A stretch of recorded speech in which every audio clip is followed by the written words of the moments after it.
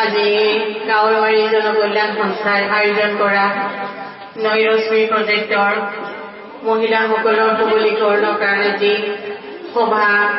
পাতিছে তাতে তেওঁলোকৰ প্ৰশিক্ষণৰ আজি প্ৰথম দিন। এই প্ৰশিক্ষণ সভাৰ মুকলি সভাৰ সভাপতি মহোদয়, ইয়াত উপস্থিত স্বেচ্ছাসেৱী অনুষ্ঠানৰ নগাঁও জিলাৰ পৰা মাগাঁ বিকাশ পৰিষদৰ সম্পাদক চিৰাজুদ্দিন আহমেদ ডাঙৰীয়া, ৰূপহী কলেজৰ মান্যবৰ অধ্যক্ষ মহোদয় আৰু মঞ্চত উপবিষ্ট বিশিষ্ট অতিথিসকল, শ্ৰদ্ধাৰ সাংবাদিকসকল আৰু আজি এই প্ৰশিক্ষণলৈ অহা তাৰাবাৰী অঞ্চলৰ পৰা ধৰি 5টা কেন্দ্ৰৰ প্ৰশিক্ষাৰ্থীসকল, অতি মৰমৰ আইসকল আৰু অন্যান্য সুধীবৃন্দসকল, আজি যি প্ৰশিক্ষণৰ কাৰ্যসূচী লোৱা হৈছে,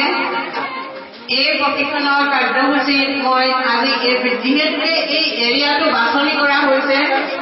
ইয়াৰ কাৰণে মই ইয়াৰ উদ্যোক্তা তথা সন্থা গাঁৱৰবাৰী জনকল্যাণ সন্থাৰ সম্পাদক প্ৰমুখে সকলো সদস্যকে মই ধন্যবাদ জ্ঞাপন কৰিছোঁ। NGO বিলাকে বিভিন্ন আঁচনি লয়,